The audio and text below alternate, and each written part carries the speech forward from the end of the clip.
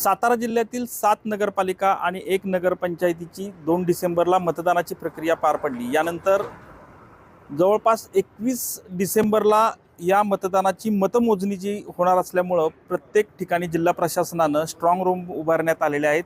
यामध्ये सध्या मी सातारा नगरपालिकेची जी MIDC परिसरात स्ट्रॉंग रूम उभारण्यात आलेली आहे त्या परिसरात आहे।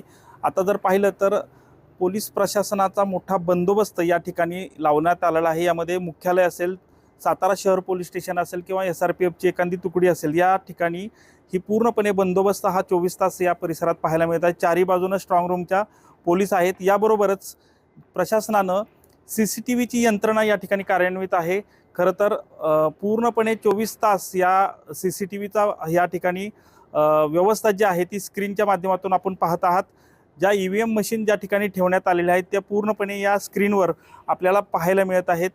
जे कोण उमेदवार असतील किंवा त्यांचे सहकारी असतील त्यांना या ठिकाणी या EVM मशीन या CCTVच्या माध्यमातून स्क्रीनच्या माध्यमातून पाहता येणार आहेत।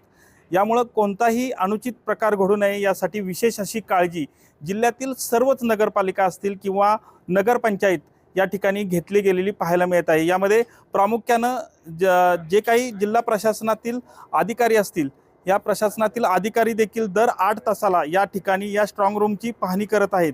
त्यामुळं विशेष अशी काळजी जवळपास 21 तारखेपर्यंत ही घेतली जाणार आहे असल्याचीच माहिती या ठिकाणी देण्यात आलेली आहे। कॅमेरामन आमिर शेखसह संतोष नालोडे, TV9 मराठी, सातारा।